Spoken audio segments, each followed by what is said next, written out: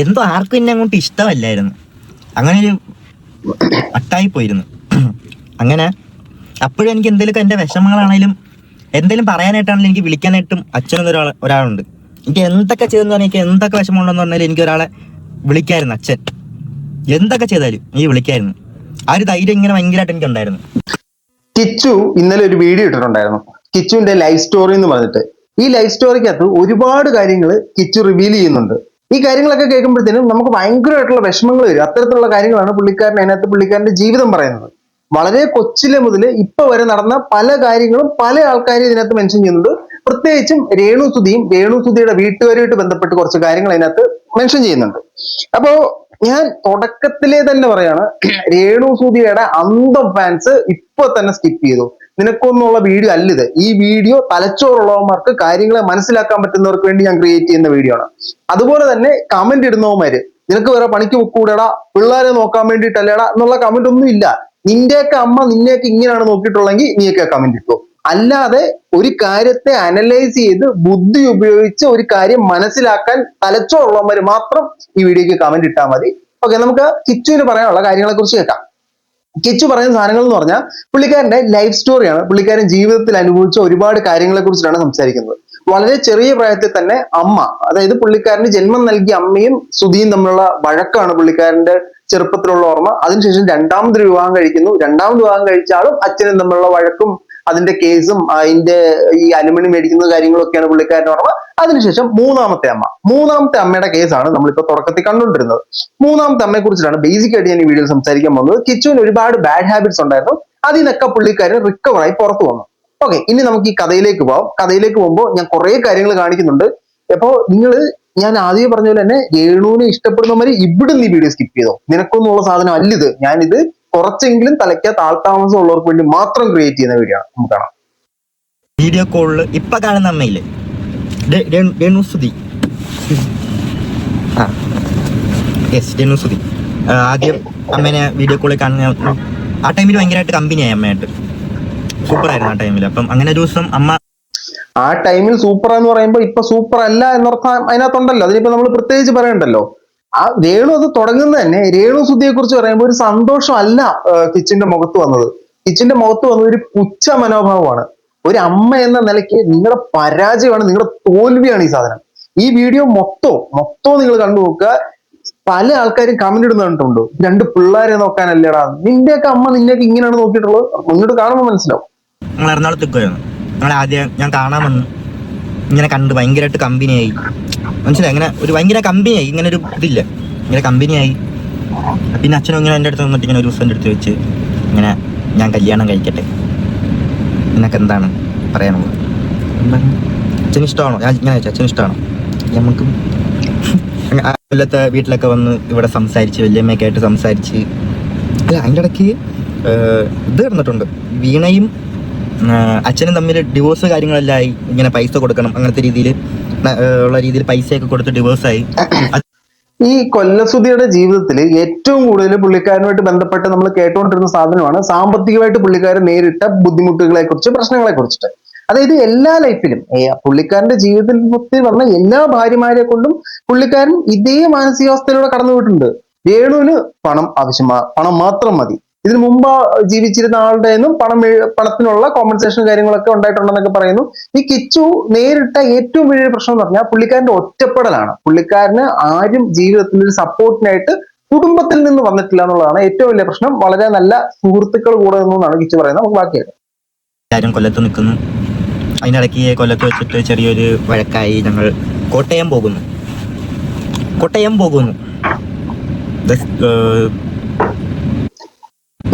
Story starts now എന്ന് പറയാം അല്ലേ. കിച്ചുവിന് ഒരുപാട് കാര്യങ്ങൾ പറയാനുണ്ട്. പക്ഷെ കിച്ചു ഒരു അല്പം ഇൻട്രോവേർട്ട് ആയിട്ടുള്ള ആളാണ്. അപ്പൊ കിച്ചുവിന് പല കാര്യങ്ങളും പറയാൻ പറ്റുന്നില്ല. നിങ്ങൾക്ക് ഇത് വിവാദമാവുമോ, അല്ലെങ്കിൽ അവരെ ഹിറ്റ് ചെയ്യണ്ട, അല്ലെങ്കിൽ ഞാൻ ഇത് എങ്ങനെ സംസാരിക്കണം, എങ്ങനെ അവതരിപ്പിക്കണമെന്നോ കിച്ചുവിന് അറിയില്ല. ഈ കോട്ടയം പോകണം എന്ന് പറഞ്ഞിട്ട് പുള്ളിക്കാരൻ അതിൽ നിന്നും ഒരുപാട് അർത്ഥങ്ങൾ ആ ഒരു മുഖത്ത് നിന്ന് നമുക്ക് വായിച്ചെടുക്കാൻ പറ്റും. ദ സ്റ്റോറി ബിഗിൻസ് ഹിയർ എന്നാണ് പറയുന്നത്. അവിടെ മുതലാണ്, അതായത് കോട്ടയത്ത് പോയി എന്തുകൊണ്ടാ, രേണു വന്ന് രേണുവിന്റെ സ്ഥലമാണ് കോട്ടയം. അങ്ങനെ പോയപ്പോൾ മുതലാണ് പുള്ളിക്കാരന്റെ ജീവിതത്തിലെ ഏറ്റവും വലിയ പ്രശ്നങ്ങളെല്ലാം സംഭവിച്ചു തുടങ്ങിയത്. ഈ രേണുവാണ് പലയിടത്തും എപ്പോഴും ഷോ ഇറക്കുന്ന കണ്ടിട്ടുണ്ട്. ദേ കിച്ചുനെ വിളിച്ചേ, എന്റെ മൂത്ത മോനെ വിളിച്ചേ, ഞങ്ങൾ സംസാരിക്കാറുണ്ട്, ഞാൻ പൈസ അയച്ചു കൊടുക്കാറുണ്ടെന്നൊക്കെ പറഞ്ഞ് സോഷ്യൽ മീഡിയയുടെ മുമ്പിൽ വന്ന് കാണിക്കുന്ന ഒരുപാട് ഷോ ഓഫുകളുണ്ട്. ആ ഷോ ഓഫുകൾ ഓരോന്നായിട്ട് പൊളിഞ്ഞു വീഴാണ് ഈ വീഡിയോയിൽ കണ്ടത്. ഈ കിച്ചു ഇതൊക്കെ വന്ന് പറയാനായിട്ട് പല കാരണങ്ങളും ഇതിന്റെ പിന്നിലുണ്ടാവും. ഒന്ന്, അമ്മ ഉണ്ടാക്കുന്ന നാണക്കേട് ചില്ലറയൊന്നുമല്ല ഈ അമ്മയെ കൊണ്ട് ഉണ്ടാക്കുന്ന നാണക്കേട്. നിങ്ങൾ ചിന്തിച്ചു നോക്കൂ, ഒരു മകൻ എങ്ങനെ കാണും അമ്മ എക്സ്ക്ലൂസീവ് സാധനങ്ങൾ ഇറക്കി ഇമാതിരി സാധനങ്ങളെ പടച്ചു വിട്ടുകൊണ്ടിരിക്കുന്നത്. പല ആൾക്കാരും എന്തൊക്കെ കയറ്റി ചോദിക്കും. ഇതിനകത്ത് അമ്മ ഭീഷണിപ്പെടുത്തുന്ന കാര്യങ്ങളൊക്കെ പറയുന്നുണ്ട്, അത് നമുക്ക് കേൾക്കാം. ഈ മൊത്തം എന്ന് പറഞ്ഞാൽ ഞാൻ, അച്ഛൻ, അമ്മ, ഋതുപ്പൻ, അമ്മയുടെ ചേച്ചി, അളിയൻ, അതായത് രമ്യ ചേച്ചി, അളിയൻ, അവരുടെ 2 മക്കള്, പപ്പ, അമ്മ, ഇവരെ ഇത്രയും പേരുടെ ചിലവ് അച്ഛൻ ഒറ്റയ്ക്ക് നോക്കിക്കൊണ്ടിരിക്കുന്നത്. മനസ്സിലായ? അതും ആ ടൈമിൽ ഇങ്ങനെ അച്ഛനാണെങ്കിൽ ഈ അച്ഛൻ്റെ എൻ്റെ ഒരു മെയിൻ സ്വഭാവം, ആ വീട്ടില് 10 പേരുണ്ടായിരുന്നു. രേണു സുധിയുടെ സഹോദരി, അവരുടെ കുടുംബം, ഇവരുടെ അച്ഛനും അമ്മയും എല്ലാം ഉൾപ്പെടെ 10 പേരുണ്ടായിരുന്നു. ഈ 10 പേരുടെ ചെലവാണ് കൊല്ലം സുധി ഒറ്റയ്ക്ക് വായിച്ചുകൊണ്ടിരുന്നതെന്നാണ് കിച്ചു നമുക്ക് മുമ്പിൽ അവതരിപ്പിക്കുന്നത്. ഈ രേണു സുധിയുടെ സഹോദരിയുടെ ഭർത്താവിനോട് ചോദിക്കാനുള്ളത് ചോദിക്കുന്നില്ല, പോട്ടെ, എന്തെങ്കിലും ആട്ടെ. അപ്പൊ ഈ 10 പേരുടെ ചെലവാണ് ഇവർ എടുത്തോണ്ടിരുന്നത്. ഇപ്പൊ എനിക്ക് മനസ്സിലായി, ഇപ്പൊ എനിക്ക് നല്ല ബോധ്യമുണ്ട് രേണു ഇങ്ങനത്തെ പ്രവർത്തികൾ കാണിച്ച് പൈസ ഉണ്ടാക്കുന്നതിന് പോലും നിങ്ങൾ സപ്പോർട്ട് ചെയ്യുന്ന എന്താണുള്ളത്. പൈസ കിട്ടിയാൽ മതി, വേറൊന്നുമില്ല. നമുക്ക് ഒരു പണിക്കും പോകാതെ സുഖമായിട്ടിരിക്കണം, അതും തെറ്റൊന്നുമല്ല. നിങ്ങൾക്ക് ഈസി ആയിട്ട് സമ്പാദിക്കാൻ പറ്റുന്ന മാർഗങ്ങൾ സ്വീകരിക്കാം. പക്ഷെ അതിനൊരു മാന്യതയുണ്ട്, ഒരു നിലവാരമുണ്ട്. ആ നിലവാരത്തിന് താഴെ പോയിട്ടാലും കുഴപ്പമില്ല, എനിക്ക് വേണ്ടത് പണമാണ്, അത് ആര് കൊണ്ടുവന്നാലും ഓക്കെ എന്ന് ചിന്തിക്കുന്ന ഒരുപാട് ആളുകളുണ്ട്. എനിക്ക് പേഴ്സണലി അറിയാവുന്ന ഒരു കുടുംബമുണ്ട് ഇതേപോലെ തന്നെ. ഇതേപോലെ എന്ന് പറഞ്ഞാൽ പണം മാത്രം മതി, എവിടെ പണമുണ്ടോ അവിടെ മലന്നടിച്ച് വീഴും. കൊള്ളാം, ഇങ്ങനത്തെ ഒരുപാട് ആളുകളുണ്ട്.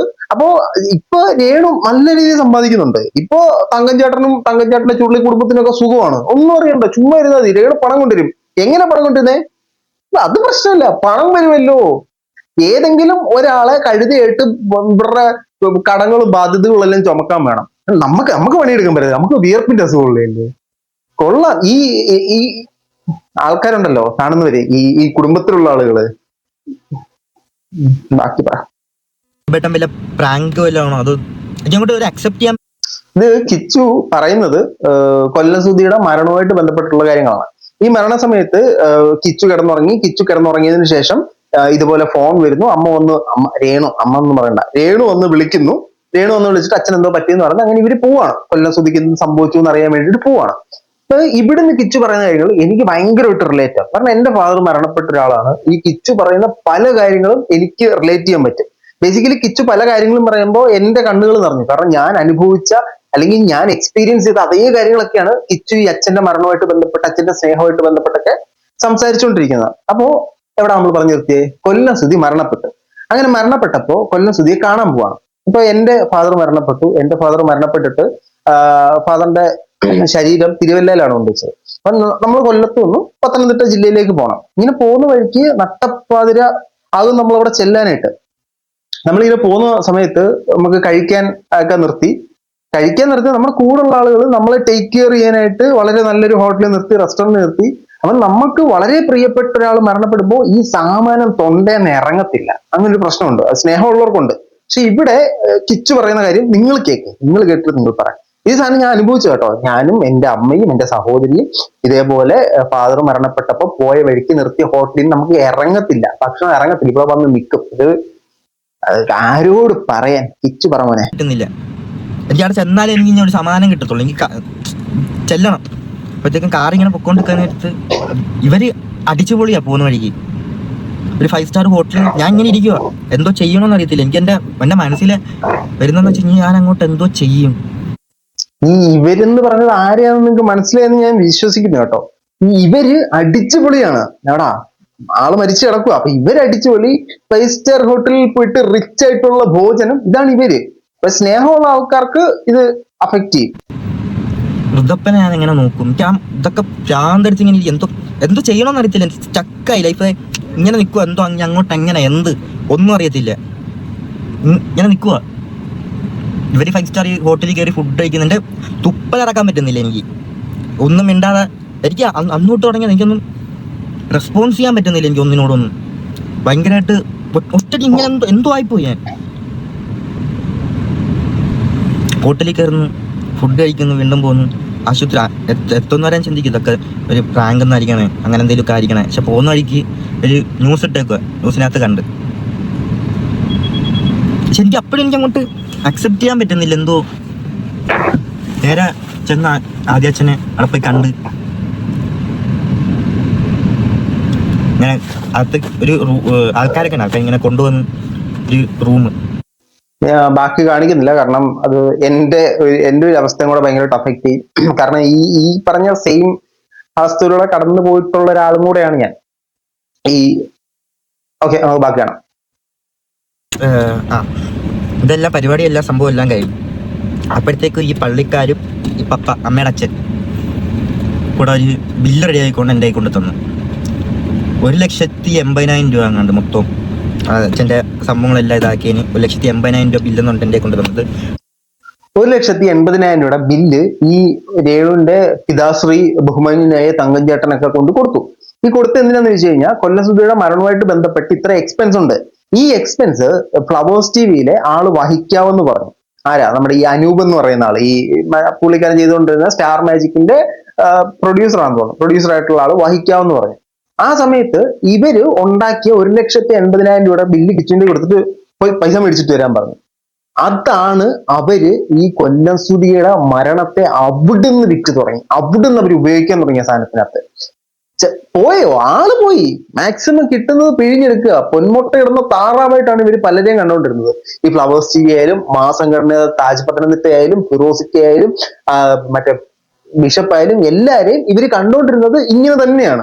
പൊന്മുട്ട ഇടുന്ന താറാവ് നമുക്ക് കിട്ടും, അത് കിട്ടും, ഇത് കിട്ടും, അത് കിട്ടും, അത് കഴിയുമ്പോഴത്തേക്കും ഇതുങ്ങളെല്ലാം പോടാ, നമുക്ക് കിട്ടുള്ളത് കിട്ടിയല്ലോ. ഇപ്പൊ അവർക്ക് അങ്ങനെ കിട്ടിയില്ലെങ്കിൽ നിൽക്കാവുന്ന ഒരു നിലവാരത്തിലേക്ക് എത്തി. അതുകൊണ്ട് ഇപ്പൊ ആരെയും മൈൻഡ് ചെയ്യുന്നില്ല. ബാക്കിയേക്കാം. ഫ്ലവേഴ്സാരുടെ കൊടുക്കുന്ന പറഞ്ഞിട്ട് എൻ്റെ കൊണ്ട് തന്നു. ഞാൻ പനൂപേൻ്റെ അടുത്ത് ഇങ്ങനെ വിളിച്ചിട്ട് ഇങ്ങനെ കാര്യം പറഞ്ഞു, ഇങ്ങനെയൊക്കെ പറയുന്ന. പനൂപേട്ടൻ തന്നെ ഒരു പുള്ളിയും കൂടെ വിടാം, എന്നിട്ട് നീയും ആ ചേട്ടനും കൂടെ പോയി എല്ലായിടത്തും നീ തന്നെ പോയി ബില്ലുണ്ടാക്കി ഇതാക്കാൻ പറഞ്ഞു. അങ്ങനെ ഞാനും മായിൽ വർക്ക് ചെയ്യുന്ന ഒരു ചേട്ടനാണ്, ആ ചേട്ടനും കൂടെ വന്ന് താജ് പത്തനംതിട്ടയാണെന്ന് തോന്നുന്നു ഈ മായിൽ വർക്ക് ചെയ്യുന്നതെന്ന് പറയുന്നത്. കാരണം താജ് പത്തനംതിട്ടയാണ് മാസംഘടനയുടെ മെയിൻ ആയിട്ടുള്ള ആള്. പുള്ളിക്കാരനാണ് ഈ കൊല്ലം സുധിയുടെ മരണമായിട്ട് ബന്ധപ്പെട്ടും ഈ വീടിന്റെ പണിക്കെല്ലാം ചുക്കാൻ പിടിച്ച പ്രധാനിയായിട്ടൊരാള്. ഇതിനൊക്കെ ലിങ്ക് ചെയ്ത് കൊടുത്തതിന്റെ പേപ്പർ വർക്കുകളൊക്കെ റെഡിയാക്കി കൊടുത്തത്, ഈ പഞ്ചായത്തിൽ നിന്ന് മുനിസിപ്പാലിറ്റിയിൽ നിന്നുള്ള പെർമിഷൻ ഒക്കെ മേടിച്ചു കൊടുത്തത് എല്ലാം താജ് പത്തനംതിട്ടയാണ്. സോ അദ്ദേഹത്തെ ഞാൻ തോന്നുന്നു മെൻഷൻ ചെയ്യുന്നത്. കാരണം ആരാന്ന് പറഞ്ഞിട്ടില്ല, ആ സംഘടനയിൽ ഒരാളെന്ന് പറഞ്ഞിട്ടുള്ളൂ. ഐ തിങ്ക് അത് താജ് പത്തനംതിട്ടയായി. എന്തൊക്കെ ചെയ്തിട്ടുണ്ട് അതെല്ലാം അവിടെ ഇവിടെ പോയി എല്ലാവരും ബില്ല് റെഡിയാക്കി. 89,000 രൂപ എങ്ങാണ്ടാന്ന് തോന്നുന്നു മൊത്തം. ഞാൻ ഡയറക്റ്റ് വന്നുകൊണ്ട് എല്ലാവരും ഇങ്ങനെ പൈസയൊക്കെ കുറച്ച് തന്നു. ഇങ്ങനെ മൊത്തം 89 രൂപ എങ്ങാണ്ട് ബില്ലായി. അത് ഞാൻ ഇട്ട് കൊടുത്തു ഫ്ലവേഴ്സാർ. അത് അനൂപേട്ടൻ എല്ലാവരും കൂടെ ചെയ്ത് അതെല്ലാം പൈസ എല്ലാം ക്ലിയർ ചെയ്ത് എല്ലാം കഴിഞ്ഞ് ഒറ്റയ്ക്കായി ഞാൻ. ആ ടൈം ഒരാടെ മരണത്തിനെ പോലും മനസാക്ഷിയില്ലാതെ വെള്ളം ചേർത്ത് പണം ഉണ്ടാക്കാൻ ശ്രമിച്ചു. 80,000 രൂപ തിച്ചു പോയതുകൊണ്ട് കുറച്ച് കൊടുക്കുന്നു വെക്ക്, പോട്ട് 1,00,000 രൂപയാകുമോ? പോട്ട് 1,20,000 രൂപയാകുമോ മാക്സിമം? കടക്കാരൻ കുറച്ച് കൊടുത്താലും അവന്റെ കയ്യിൽ നിന്നും പൈസ ഇട്ട് കുറച്ച് കൊടുക്കത്തില്ലോ, ലാഭത്തിന്റെ മാർജിനല്ലേ കുറച്ച് കൊടുക്കത്തുള്ളൂ. അപ്പൊ അതിനകത്ത് വരെ കള്ള ബില്ലുണ്ടാക്കി പണം അടിക്കാൻ ശ്രമിച്ചു. ഒരു മരിച്ചു കിടക്കുക, അതെന്തോ ആയിട്ട് പണം അവിടെ കിട്ടണം. മെയിൻ സംഭവം പണമാണ്. പണം ഉണ്ടെങ്കിൽ ജീവിക്കാൻ പറ്റും, ഇല്ലെന്നൊന്നും ഞാൻ പറയുന്നില്ല. പക്ഷെ ആ ഉണ്ടാക്കുന്ന പണത്തിനൊരു മര്യാദയുണ്ട്, ഒരു മാന്യതയുണ്ട്. അതില്ലാതെ ഉണ്ടാക്കുന്ന പണത്തിന്റെ പ്രശ്നം എപ്പോഴാണ് നിങ്ങൾ അറിയുന്നൊരു കാലഘട്ടം വരും. അന്നിരുന്ന് റിഗ്രറ്റ് ചെയ്തിട്ട് കാര്യമില്ല. മനുഷ്യനായി കുറച്ച് എത്തിക്സ് വേണം, കുറച്ച് എത്തിക്സ്, വളരെ മിനിമം ആയിട്ടെങ്കിലും എത്തിക്സ് എങ്കിലും വേണം. ഇപ്പൊ ഞാൻ മുമ്പേ മെൻഷൻ ചെയ്തായിരുന്നു, എനിക്കറിയാവുന്ന ഒരു ഫാമിലി ഉണ്ട്, എന്ത് ചെയ്താലും അവർക്ക് പണം മാത്രം മതി. ഇതേപോലെ തന്നെയാണ്. എന്ത് തോന്നിവാസം കാണിച്ചാലും, പച്ചയ്ക്ക് പറഞ്ഞ് എന്ത് തന്തയില്ലായ്മ കാണിച്ചാലും അതിന് ശരിയെന്ന് ന്യായീകരിച്ചുകൊണ്ടിരിക്കും. പൈസ മതി, എങ്ങനെയും കുറച്ച് പൈസ കിട്ടിയാൽ മതി, അതിനുവേണ്ടി എന്ത് ചെയ്യും. ഇങ്ങനെ കുറെ ആൾക്കാരുണ്ട്. നിങ്ങളൊക്കെ ബാക്കിയേക്കാം, ഞാനൊന്നും പറയുന്നില്ല. കമന്റ് ബോക്സിൽ ആർക്കെങ്കിലും ഇത്തരക്കാരെ കുറിച്ച് എന്തെങ്കിലും പറയാനുണ്ടെങ്കിൽ നിങ്ങൾക്ക് പറയാം. ആദ്യമൊക്കെ അമ്മ എല്ലാവർക്കും ഭയങ്കര സ്നേഹമായിരുന്നു എന്നോട്. ആ ടൈമില് അച്ഛൻ വെച്ച ടൈമിൽ ഞാൻ വെച്ച് ഒരു സ്നേഹം ഇങ്ങനെ കിട്ടുന്നുണ്ട്. എല്ലാ കാര്യത്തിനും എൻ്റെ കൂടെ ഇങ്ങനെ ആൾക്കാരുണ്ട്. പക്ഷെ അത് പിന്നെ കുറച്ച് കഴിഞ്ഞപ്പോഴത്തേക്കും അതും ഇല്ല. എനിക്കെന്തോ ചെയ്യണമെന്ന് അറിയത്തില്ല സത്യം പറഞ്ഞാൽ. ഡ്രഗ്സിനോട് ഭയങ്കരമായിട്ട് ഞാൻ അഡിക്റ്റ് ആയിപ്പോയി ആ ടൈമിൽ. എന്തോ ചെയ്യാൻ ഒറ്റയ്ക്ക് ഇനി ആ ഡ്രഗ്സിൽ നിന്നൊക്കെ ആള് പുറത്തു വന്നിട്ടുണ്ട്. പുറത്തു വന്ന് സുഹൃത്തുക്കളുമായിട്ടുള്ള കമ്പനികളെ കുറിച്ച് സംസാരിക്കുന്നുണ്ട്. ഒരുപാട് കാര്യങ്ങൾ ഈ വീഡിയോ സംസാരിക്കുന്നുണ്ട്. നിങ്ങൾ പറ്റുന്നില്ല ഈ വീഡിയോ ഫുള്ളായിട്ടിരുന്ന് കാണുക. നിങ്ങളുടെ മനസ്സ് നിറയ്ക്കുന്ന, കണ്ണ് നനപ്പിക്കുന്ന ഒരു വീഡിയോ ആണ് കിച്ചു ക്രിയേറ്റ് ചെയ്ത് വെച്ചിരിക്കുന്നത്. അത് ഒരു മനുഷ്യൻ ജീവിതത്തിൽ നേരിട്ട അയാളുടെ വിഷമങ്ങളാണ് അയാൾ തുറന്നു പറയുന്നത്. വിഷമങ്ങൾ തുറന്നു പറയുമ്പോൾ പോലും പല സാധനങ്ങളും കിച്ചുവിന് പറയാൻ പറ്റുന്നില്ല. കിച്ചു ക്യാമറ നോക്കിയിട്ട് ചിരിച്ചങ്ങ് വിടുകയാണ്. പല കാര്യങ്ങളും പുള്ളിക്കാരൻ വിഴുങ്ങുന്നുണ്ടെന്ന് നമുക്ക് മനസ്സിലായി. ഇതൊക്കെ ചേച്ചിയും കുടുംബം കാണുന്നുണ്ടല്ലോ അല്ലേ? ചേച്ചിയും കുടുംബം ഇത് കണ്ടാ മതി. എനിക്ക് ഫ്ലവേഴ്സിലെ മായിലായ ചേട്ടൻ ചോദിച്ചു, നിനക്കും ഋതപ്പൻ്റെ മേലും കൂടെ ഒരു വീട് വെച്ചേരാം, നിനക്ക് എവിടെ വേണം വീടെന്ന് ചോദിച്ചു. ഞാൻ ആ ടൈമിൽ അവരുടെ ഒരു സ്നേഹമൊക്കെ ഒരു ഇതൊക്കെ കണ്ടിട്ട് ഋതപ്പൻ്റെ കാര്യം ഓർത്ത് എൻ്റെ മനസ്സിൽ ഇതായിരുന്നു പ്ലാൻ. ഒരു എന്തെങ്കിലുമൊക്കെ പഠിക്കാനുള്ള രീതിയിലെല്ലാം മാറി നിൽക്കാൻ എനിക്ക് ഇവിടെ പറ്റത്തില്ല. എനിക്ക് അവിടെ നിൽക്കാൻ ഒട്ടും പറ്റത്തില്ല. ഒന്ന് രണ്ട് കാര്യങ്ങൾ ഞാൻ പറയാം. ഒന്ന്, ഈ വീട് പോയത് എവിടെയാ? കോട്ടയത്താണ്. അതെന്തുകൊണ്ടാണ് അവിടെ വീട് പോയെന്ന് ചോദിച്ചപ്പോഴത്തേനും രേണു പലപ്പോഴായിട്ട് പറഞ്ഞത് കിച്ചുവിന്റെ പെർമിഷനോടെ, കിച്ചു സമ്മതിച്ചിട്ടാണെന്നുള്ളത്. കിച്ചു എങ്ങനെ സമ്മതിച്ചത്? ആദ്യം ഇവര് അച്ഛൻ മരണപ്പെട്ടു പോയി, അമ്മയായിട്ട് ഒരു സ്നേഹം വന്നു, ആ സ്നേഹം കാണിച്ചിട്ട് ഋതപ്പനെ നോക്കണമെന്നൊക്കെ പറഞ്ഞിട്ടാണ് അവിടെ വീട് വെച്ചത്. അപ്പോഴും കിച്ചുവിന് ആ വീട്ടിൽ നിൽക്കാൻ പറ്റില്ല. കിച്ചു ചിന്തിച്ചത് എന്താ, ഞാൻ ആ വീട്ടിൽ നിൽക്കില്ല, അതിന് പകരം അവരവിടെ താമസിച്ചോട്ടെ, ഞാൻ ഈ കൊല്ലത്ത് വന്ന് നിൽക്കാം. ഒരു അമ്മ എന്ന നിലയിൽ നിങ്ങൾ ലോക തോൽവിയാണെന്നുള്ളതിന്റെ എവിഡന്റ് പ്രൂഫാണിത്. നിങ്ങൾ മകനെ പോലെ കണ്ടു എന്ന് നിങ്ങൾ അവകാശപ്പെടുന്ന മകന് നിങ്ങളുടെ കൂടെ നിൽക്കാനുള്ള കംഫോർട്ട് ഇല്ല, അതിനുള്ള കംഫോർട്ട് സോൺ നിങ്ങൾ കൊടുത്തിട്ടില്ല. നിങ്ങൾ ഒരു അമ്മ എന്ന രീതിയിൽ ലോക തോൽവിയാന്നുള്ളതിന്റെ തെളിവാണ് ഈ സാധനം. രണ്ടാമത്തെ കാര്യം, ഈ മരണവുമായിട്ട് ബന്ധപ്പെട്ട് കോട്ടയത്ത് ആണ് ഈ കൊല്ലം സുധിയുടെ ബോഡി വെച്ചത്, കൊല്ലത്ത് കൊണ്ടുവന്നിട്ടില്ല. ഇതിനെക്കുറിച്ച് ഒരു കോൺട്രവേഴ്സി ഓൾറെഡി നടന്നിട്ടുണ്ടായിരുന്നു. അന്നും രേണു ഇത് നൈസായിട്ട് കിച്ചുവിന്റെ തലയ്ക്ക് ഇട്ടു. കിച്ചു സമ്മതിച്ചു ഇവിടെ കൊണ്ടുവെക്കാൻ. അപ്പോഴും ഇതിന്റെ പിന്നിൽ കിച്ചു ഈ വീഡിയോക്കകത്ത് പറയുന്നുണ്ട് ഈ ബോഡി കൊണ്ടുപോകുന്നതായിട്ട് ബന്ധപ്പെട്ട് തർക്കം നടന്നിട്ടുണ്ടെന്നുള്ള കാര്യം. അച്ഛൻ മരിച്ചു കിടക്കുമ്പോൾ ഒരു മകന്റെ മാനസികാവസ്ഥ എന്താണ് വളരെ വ്യക്തമായിട്ട് മനസ്സിലാവുന്ന ഒരാളാണ് ഞാൻ. അന്നേരം നമ്മളോട് എന്ത് ചോദിച്ചാലും നമ്മൾ മാനിപ്പുലേറ്റഡ് ആവും, നമ്മൾ എല്ലാത്തിനും ഓക്കെ പറയും. ഇതുപോലെ ഭയങ്കര മോശമായിട്ടുള്ള രീതിയിലാണ് കിച്ചുവിനെ അവർ ട്രീറ്റ് ചെയ്തിട്ടുള്ളത്. ഇനി സംഭവിക്കാൻ പോകുന്ന കാര്യങ്ങൾ കൂടെ ഞാൻ പറഞ്ഞുതരാം. കുറച്ച് കാലങ്ങൾക്കപ്പുറം ഋതപ്പം വളർന്നു വന്നിട്ട് പുള്ളിക്കാരനും ഇതേപോലെ തന്നെ രേണുവിനെ എതിർത്ത് പറയും. രേണുവിന് മകനെ നോക്കാൻ സമയമില്ല, വീട്ടുകാരെ നോക്കാൻ സമയമില്ല, സബ്സ്ക്രിപ്ഷൻ ഇടാൻ സമയമുണ്ടല്ലോ, അതിന് കറക്റ്റ് ആയിട്ടുള്ള സമയമുണ്ട്. ഈ മക്കള് സ്വന്തം എന്ന് കണ്ട ഒരു മകൻ അല്ലെങ്കിൽ സ്വന്തം മോൻ നിങ്ങളുടെ കൂടെ നിൽക്കാൻ താല്പര്യപ്പെടുന്നില്ല എന്ന് പറയുന്നതിലും ഒരു അപമാനം നിങ്ങൾക്കില്ല രേണു. ഇതിനും വലിയൊരു അപമാനം നിങ്ങൾക്കില്ല. അച്ഛനില്ലാതെ ഒട്ടും പറ്റത്തില്ല. ഒരു എന്താ പറയണ്ടേ, ഇതാ എൻ്റെ ഒരു അനുഭവിച്ചു കഴിഞ്ഞാൽ മനസ്സിലാവും എന്ത് സംഭവം. എങ്ങനെ പറയണം എന്നറിയത്തില്ല. ഞാൻ കൊല്ലത്ത് വന്നപ്പോഴത്തേക്ക് ഞാൻ ഈ പരിപാടിയെല്ലാം ഞാൻ നിർത്തി. മനസ്സിലായോ? കൊല്ലത്ത് നിന്ന് എനിക്കൊരു ഈ കൊല്ലത്ത് വന്ന കേസ് എങ്ങനെയാന്ന് പറയുന്നുണ്ട്. എന്തെങ്കിലും കാശിന് വേണ്ടി മാത്രം അമ്മയെ വിളിക്കും, അമ്മയായിട്ട് ബന്ധപ്പെടും. അങ്ങനെ നിന്നപ്പോ കൂട്ടുകാരന്റെ കെയർ ഓഫിൽ ടാപ്പിംഗ് പണിക്ക് പോയി. അങ്ങനെ ടാപ്പ് ചെയ്തുകൊണ്ടിരുന്നപ്പോഴത്തേനും കൊല്ലത്തെ വീട്ടിൽ നിന്ന് കിച്ചുവിനെ വിളിക്കുകയും അങ്ങനെ അവരത് കണ്ട് വിഷമിച്ച് കരഞ്ഞു. ആര്? കൊല്ലത്തെ വീട്ടുകാർ വിഷമിച്ച് കരഞ്ഞു, സുധിയുടെ വീട്ടുകാര്. അപ്പോഴും രേണുവിന്റെ വീട്ടിൽ നിന്നാ പോകുന്നത്, അവർക്ക് സീനില്ല. നീ ടാപ്പിംഗ് പണിക്കോ എന്ത് പുല്ലിനോ എങ്ങോട്ടോ പോ, ഇവർക്കത് അറിയത്തുമില്ലെന്ന് തോന്നുന്നു. അത് കണ്ടിട്ടാണ് ഈ കൊല്ലത്തോട്ട് വരുന്നത്. ഈ കിച്ചുവിന് ആ വീട്ടിൽ നിൽക്കാൻ പോലും കംഫർട്ടബിൾ അല്ല. സ്വന്തം വീടാണ്, ആ വീട്ടില് നിൽക്കുന്നത് അഭയാർത്ഥികളായിട്ട് വന്നു കയറി കുറെ എണ്ണം. വീടിന്റെ ഉടയവൻ കൊല്ലത്ത് പോയി കിടക്കുക, വീടിന്റെ ഉടയവൻ അവരെ കയറാൻ പെർമിഷൻ ഇല്ല. അവരുടെ കൂടെ നിൽക്കാതിരിക്കുന്നേ നല്ലത്. മോനെ അടിച്ച് പഞ്ഞിക്കിടുവെന്നൊന്നും പറയാൻ പറ്റൂല. കൂട്ടുകാരെ കിട്ടി, പണ്ടോട്ടുള്ള കൂട്ടുകാരാ. ഈ കൂട്ടുകാരുടെ കാര്യം ഞാൻ കാണിക്കുന്നില്ല. 3 കൂട്ടുകാരെ കിട്ടി, 3 കൂട്ടുകാരുടെ പേര് മെൻഷൻ ചെയ്യുന്നുണ്ട്. അതേപോലെ തന്നെ ആളുടെ ലൈഫിൽ ഒരുപാട് സപ്പോർട്ട് ചെയ്ത മറ്റൊരാളുണ്ടെന്ന് പറയുന്നു. ഡ്രഗ്സിന്റെ ഇതിൽ നിന്നെല്ലാം അവരാണ് കരകയറ്റ് എന്ന് പറയും. ആ പേരാണ് എന്നെ ഇപ്പോഴും ഇങ്ങനെ ഒരു എന്താ ഭീഷണിപ്പെടുത്താന്നൊക്കെ പറയത്തില്ലേ, ആരും ചെയ്യുന്നില്ല. ഇപ്പം ഇങ്ങനെ മീഡിയാസ് ആണെങ്കിലും ഇങ്ങനെ മൊത്തം പറയത്തില്ലേ, നിങ്ങൾ സംസാരിച്ചു നോക്ക്, നിന്റെ കഥകൾ മൊത്തം പുറത്തിറങ്ങും. അങ്ങനെ മനസ്സിലായല്ലോ. കിച്ചു ഡ്രഗ്സ് അടിച്ചിട്ടുണ്ടായിരുന്നു, ഇപ്പൊ അതിൽ നിന്ന് റിക്കവറായി പുറത്തു വന്നു എന്ന് പറയുന്നു. അപ്പൊ എന്തെങ്കിലും പറയുമ്പോൾ എന്നെ ഭീഷണിപ്പെടുത്താറുണ്ട് ഇപ്പോഴും ഇത് പറഞ്ഞിട്ട്. എന്റെ കഥകളൊക്കെ പറഞ്ഞ് പുറത്തു വരും. അല്ല, അങ്ങനെ ഭീഷണിപ്പെടുത്തിട്ടുള്ളതല്ല എന്നുള്ള പുള്ളിയുടെ നല്ല മനസ്സിൽ പുള്ളിക്കാരൻ അത് തിരുത്തി പറഞ്ഞു പോയി. ഇതൊക്കെയാണ് ഇതിനകത്ത് നടക്കുന്നത്. ഈ രേണു വന്നിട്ട് ഇനി കിച്ചു വിളിച്ചു, കിച്ചുവിനോടുള്ള സ്നേഹം എന്ന് പറഞ്ഞിട്ടുള്ള ഷോ ഓഫ് ഇറക്കിക്കൊണ്ട് വരരുത്. എന്തൊരു അഭിനയം ഈ ക്യാമറ കാണുന്നേ. ആ കിച്ചുട്ട അമ്മയോട് വന്ന് കേട്ടോ, കിച്ചുവാ എന്ന് പറഞ്ഞിട്ടൊരു ഷോയൊക്കെ ഇറക്കുന്നുണ്ട്. നിങ്ങൾ ഈ അഭിനയം നിങ്ങളുടെ ആൽബത്തിൽ കാഴ്ചവെച്ചാണല്ലോ, നിങ്ങൾക്ക് അടുത്ത ഓസ്കാർ അവാർഡ് മേടിച്ചു തരും. അത്രയ്ക്ക് മനോഹരമായ അഭിനയം അവർ കാഴ്ചവെച്ചുകൊണ്ടിരിക്കുന്നത്. ജീവിതത്തിൽ വെറും യഥാർത്ഥ ലൈഫിൽ പുണ്യാത്മാവും ഇങ്ങനത്തെ ഷോയാണ് കാണിക്കുന്നത്. ഇതുപോലത്തെ ഒരുപാട് ആളുണ്ട് കേട്ടോ. ഈ ഇമാതിരി സ്വഭാവം കാണിക്കുന്ന സകല ചെറ്റുകൾക്കും വേണ്ടിയിട്ട് ഞാൻ ഈ വീഡിയോ ഡെഡിക്കേറ്റ് ചെയ്യും. ഓക്കെയാണ്, ഒരു കാര്യമില്ല. ഞാൻ കൊല്ലത്ത് ഹാപ്പി ആയിട്ട് ഇപ്പോൾ പോവുക. പിന്നെ അമ്മയുടെ കാര്യം ഇപ്പോൾ നോക്കുകയാണെങ്കിൽ അമ്മ അങ്ങനെ പോകുന്നത് എനിക്ക് എന്താ ഞാൻ ഇപ്പം മനസ്സിലായില്ല. ആ ഒരു കണക്ഷനാണ് ഞങ്ങൾ. അമ്മ വിളിക്കുന്ന വെച്ചാൽ അമ്മ എന്തെങ്കിലും അമ്മയുടെ കാര്യത്തിന് എന്തെങ്കിലുമൊക്കെ ഒരു കണക്ഷൻ ഇല്ല അങ്ങനെ ഞങ്ങൾ തമ്മിൽ. എന്തെങ്കിലും ഒരു ആവശ്യം അങ്ങനത്തെ ഒരു ഇത് മാത്രമേ ഉള്ളൂ.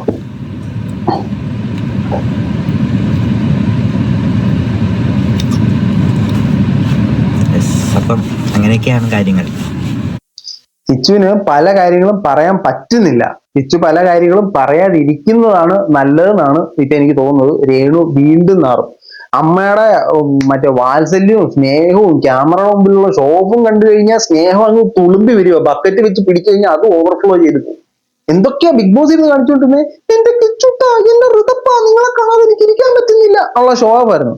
അന്നേ നമ്മൾ പറഞ്ഞിതെല്ലാം അഭിനയമാണ്. എന്നിട്ടും കുറെ അപരാധം പിടിച്ചവന്മാര്. നിനക്കൊന്നും വേറെ പണിയില്ലടാ, അവരെങ്ങനെങ്കിലും ഒക്കെ ജീവിച്ചിട്ടോടടാ, മക്കളെ നോക്കാൻ വേണ്ടിയിട്ടല്ലടാ. ഞാൻ വീണ്ടും ചോദിക്കുകയാണ്, നിന്റെയൊക്കെ അമ്മയൊക്കെ നിന്നെ ഇങ്ങനെയാണ് നോക്കിയത് എങ്കിൽ എനിക്കൊന്നും പറയാനിടെ, നീയൊക്കെ ന്യായീകരിച്ച് പറഞ്ഞു. നമ്മുടെ സമൂഹത്തിൽ കാണുന്ന ഒരു പ്രശ്നത്തിനെതിരെയാണ് നമ്മളെപ്പോലുള്ള ആൾക്കാർ സംസാരിക്കുന്നത്. നിങ്ങൾക്കത് പ്രശ്നമായിട്ട് തോന്നിയില്ലെങ്കിൽ അത് നിങ്ങളുടെ ചിന്താഗതിയാണ്, നിങ്ങളുടെ ഒരു ആറ്റിറ്റ്യൂഡാണ്. അതിന് എനിക്കൊന്നും പറയാൻ പറ്റത്തില്ല. നിങ്ങൾക്ക് അത് തീർച്ചയായിട്ടും നിങ്ങൾക്ക് എന്നെ സപ്പോർട്ട് ചെയ്യണമെങ്കിൽ സപ്പോർട്ട് ചെയ്യാം. നമ്മുടെ സ്വഭാവം എന്തോ അങ്ങനത്തെ ഒരാളെയായിരിക്കും നമ്മൾ സപ്പോർട്ട് ചെയ്യുന്നത്. അങ്ങനത്തെ ഒരു വിഷയത്തിനായിരിക്കും നമ്മൾ ന്യായീകരിക്കുന്നത്. നിങ്ങൾക്ക് ഇതൊക്കെ ശരിയാണ്, ഒരു കുടുംബത്തെ ഇങ്ങനെയാണ് നോക്കുന്നത് നിങ്ങൾ ചിന്തിക്കുന്നുണ്ടെങ്കിൽ നിങ്ങൾക്കത് വളരെ ശരിയാണ്. നിങ്ങളും ഈ ഇങ്ങനത്തെ മേഖലയിലൊക്കെ തന്നെ ഇറങ്ങണം. ഒരാളുടെ മരണത്തെ പച്ചയ്ക്ക് വിറ്റിട്ട് എന്നിട്ടും ഉളുപ്പില്ലാതെ ഓരോന്ന് കാണിക്കുന്ന കാണുമ്പോഴാണ് അതിനെ സപ്പോർട്ട് ചെയ്യാനായിട്ടും PR വർക്ക് ചെയ്യാനായിട്ടും നിന്നെയൊക്കെ പോലെ കുറെ മൊണകൾ. എന്തായാലും നിങ്ങളുടെ അഭിപ്രായം തീർച്ചയായിട്ടും കമന്റ് ബോക്സിൽ കമന്റുകളെ രേഖപ്പെടുത്തൂ. കിച്ചുവിന് എത്രയും പെട്ടെന്ന് ഇതിനൊക്കെ ഒരു റിലീഫ് ഉണ്ടാവട്ടെ, ജനങ്ങളുടെ സപ്പോർട്ട് കിട്ടട്ടെ. കിച്ചുവിനെ കുറിച്ചും കുറെ കാര്യങ്ങളൊക്കെ ഞാൻ കേൾക്കുന്നുണ്ട്, ഒന്നും സത്യമാകരുത് എന്ന് ഞാൻ പ്രാർത്ഥിക്കുന്നു. എപ്പോഴും കാണുന്നത്.